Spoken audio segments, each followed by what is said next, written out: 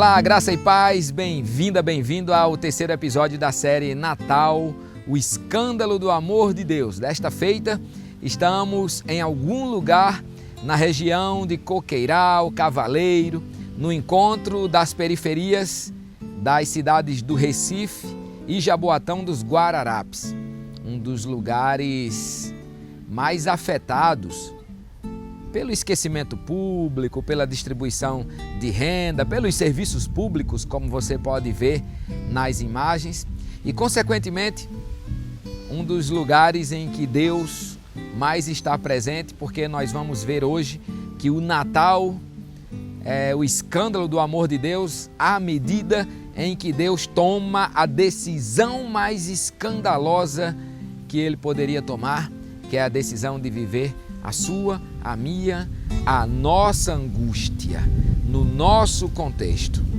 Deus poderia ter nascido em qualquer condição que Ele quisesse. Aliás, Deus nem precisaria ter nascido. Deus é autossuficiente, Deus é todo-poderoso, Deus é ilimitado e Deus não necessita, consequentemente, de nada nem de provar nada.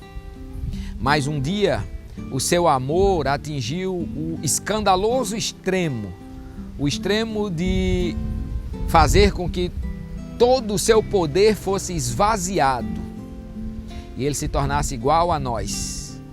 Mas não só igual a nós de qualquer forma, igual a nós da forma mais afetada possível pelos efeitos do pecado. Eu quero ler contigo o texto de Mateus, capítulo 2, versículo 13, quando diz: tendo eles partido, o anjo do Senhor apareceu a José em sonhos e disse: levanta-te, toma o menino e sua mãe e foge para o Egito.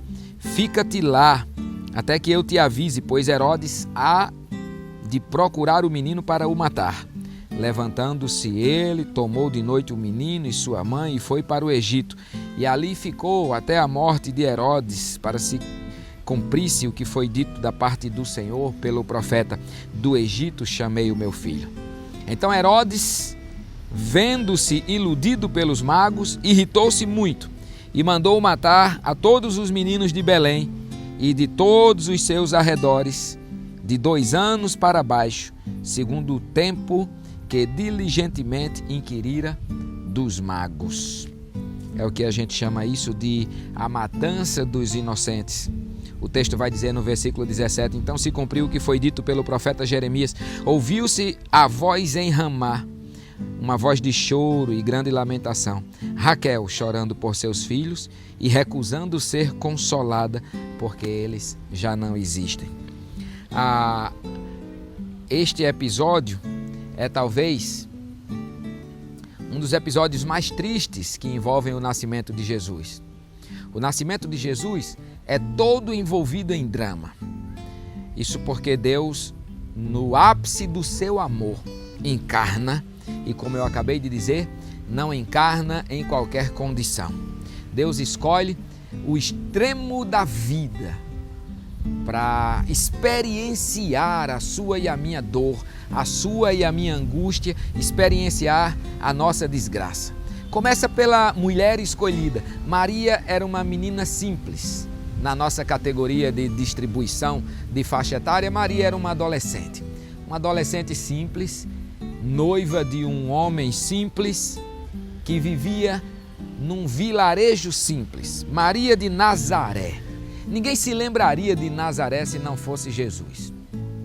Maria de Nazaré, esquecida no submundo do Império Romano.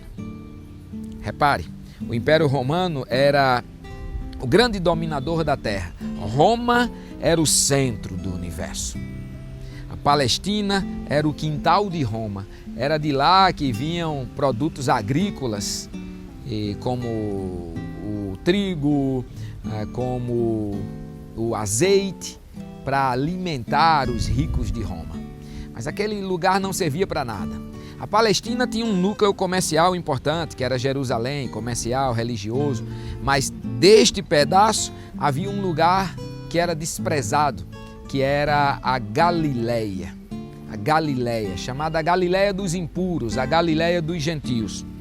A Galileia tinha alguns lugares, mesmo que desprezados, importantes. Por exemplo, Cafarnaum era uma cidade importante que ficava no entorno do lago de Genezaré, ou o Mar da Galileia, ou o Mar de Tiberíades. São 3 nomes para o mesmo lugar.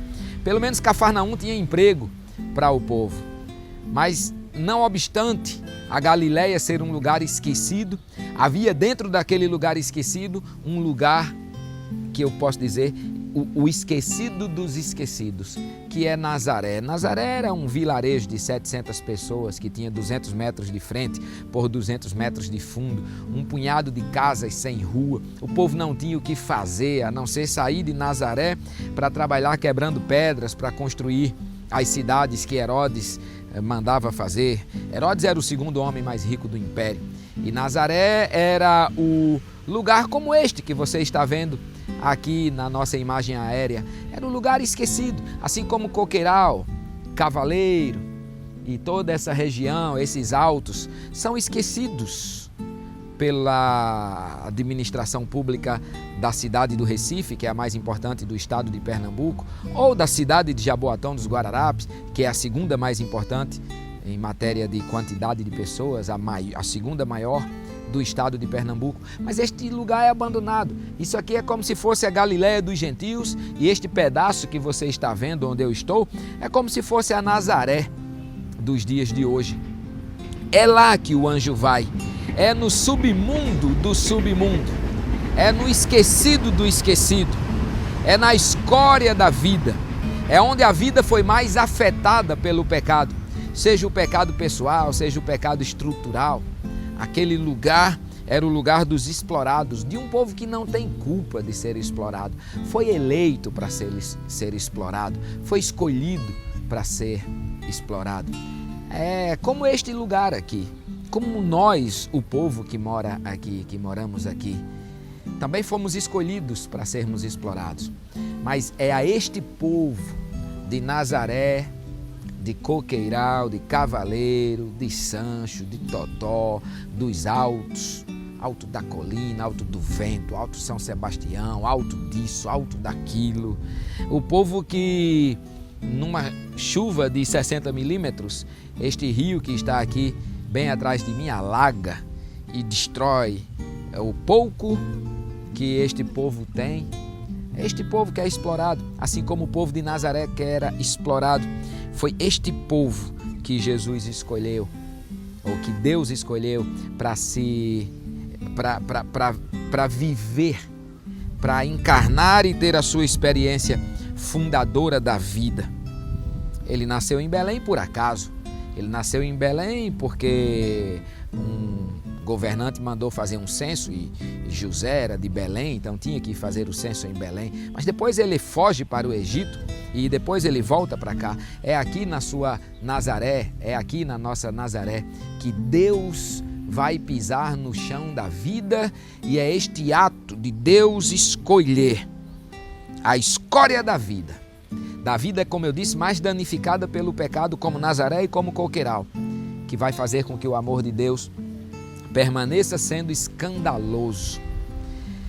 Reparem no texto lido que Herodes, não satisfeito porque não tinha encontrado mais Jesus, manda matar as criancinhas dali de Belém e da região, de 2 anos para baixo.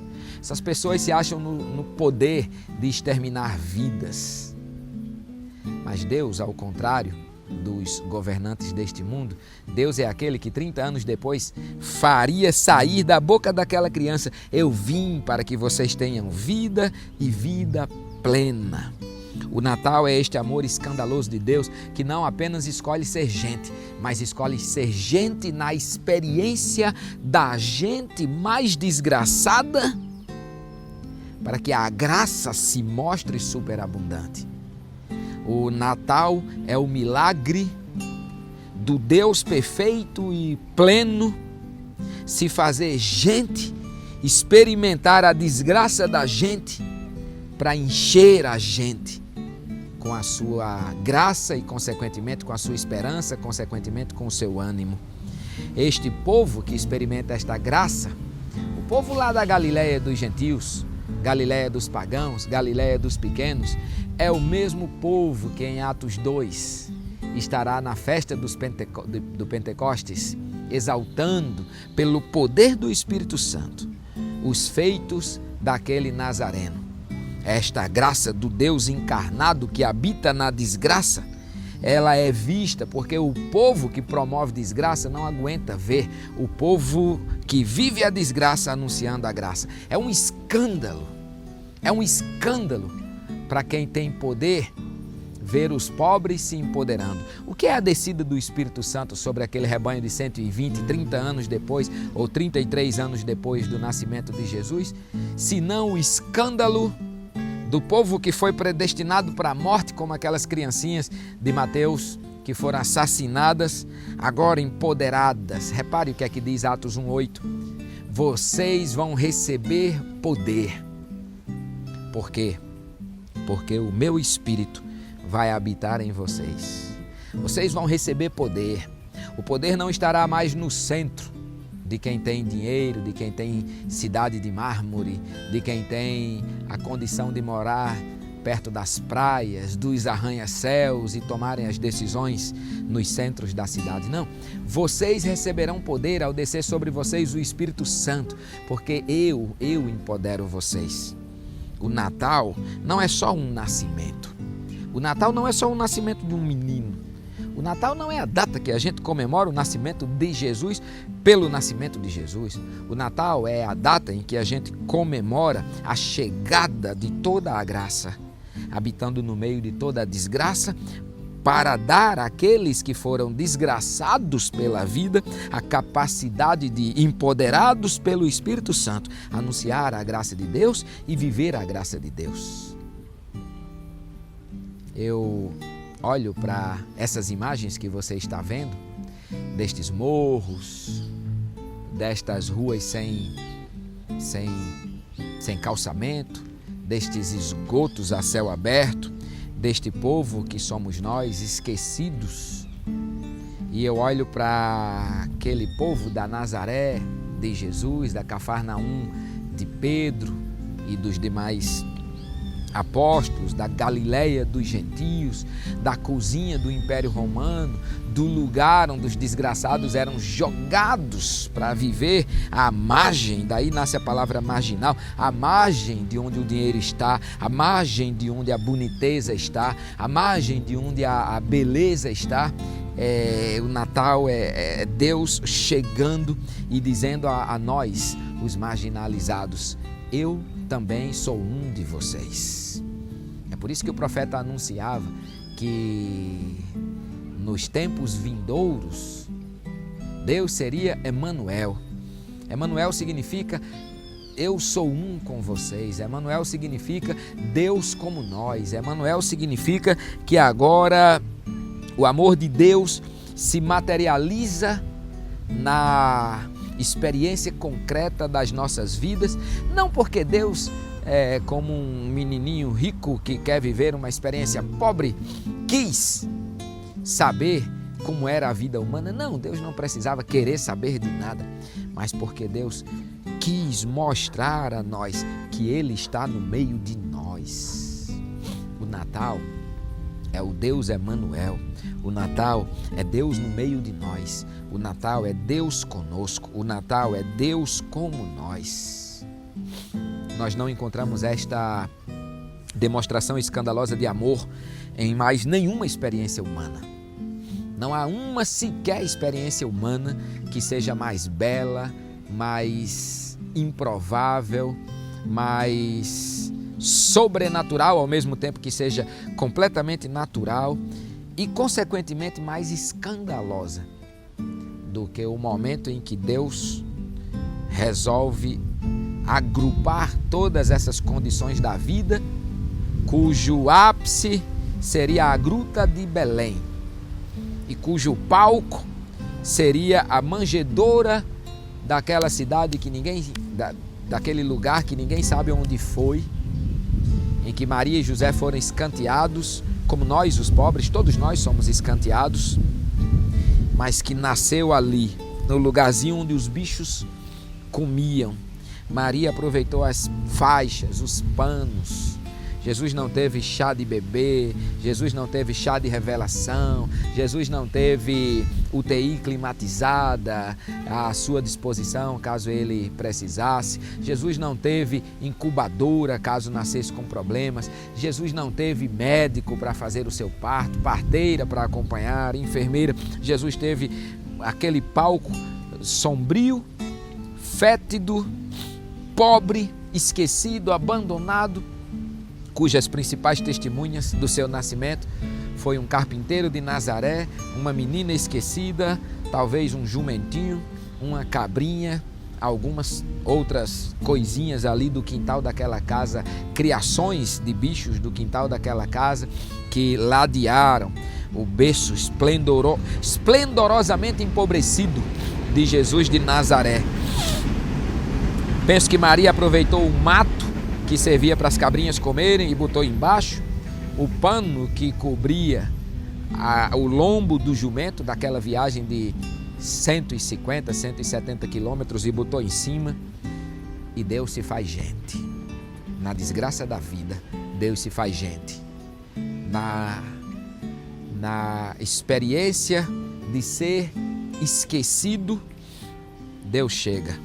Deus chega na experiência dos que foram deixados de lado. Repare que amor escandaloso. Maria e José, não duvido que não tivesse mais lugar para eles.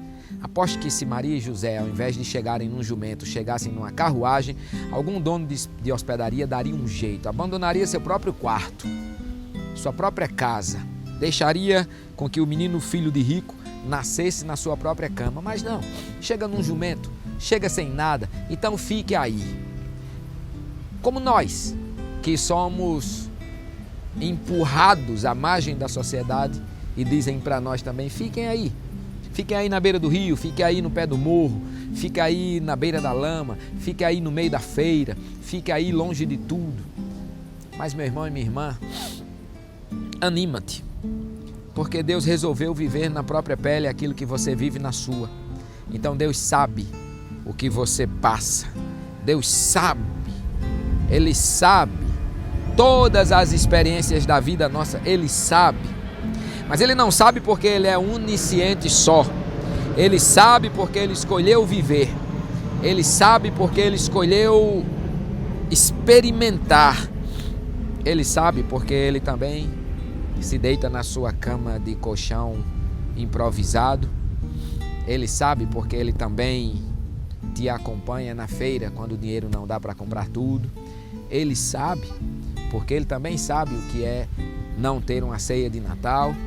Ou Ele sabe porque Ele também sabe o que é a angústia de uma mãe que precisa proteger o seu filho, ou a angústia de um pai que precisa sair da sua cidade em busca de salvação, como foi o caso de José. Ele sabe na própria pele toda a nossa angústia. Ele conhece a desgraça que nos assola, mas a sua graça, que se chama Natal, anula a desgraça que assola as nossas vidas. Há um amor mais escandaloso do que esse? Eu duvido. Há uma experiência mais sublime do que essa? Eu duvido. Por isso eu quero te desejar um Feliz Natal. E independentemente das condições que você viva esse Natal, eu quero que você saiba que o Senhor está contigo, que o Senhor não te deixa só, que o Senhor é o seu companheiro, que o Senhor é Deus contigo, mas é Deus como tu. E que o amor dele, que é escandaloso, reverta de maneira escandalosa, belamente escandalosa, a dureza da minha e da sua vida. E que agora nasça no seu coração a esperança de que se Deus venceu o mundo, Ele te empoderou para vencer. Se Deus venceu toda a condição que colocaram sobre suas costas para te oprimir, Ele também te deu forças para vencer. É a força do Espírito dEle, ou é a força da presença dEle, que faz com que Natal seja Deus conosco, que faz com que o amor escandaloso de Deus apareça na minha e na sua vida, na minha e na sua experiência. Então, se você acreditar nisso, você já tem motivos de sobras.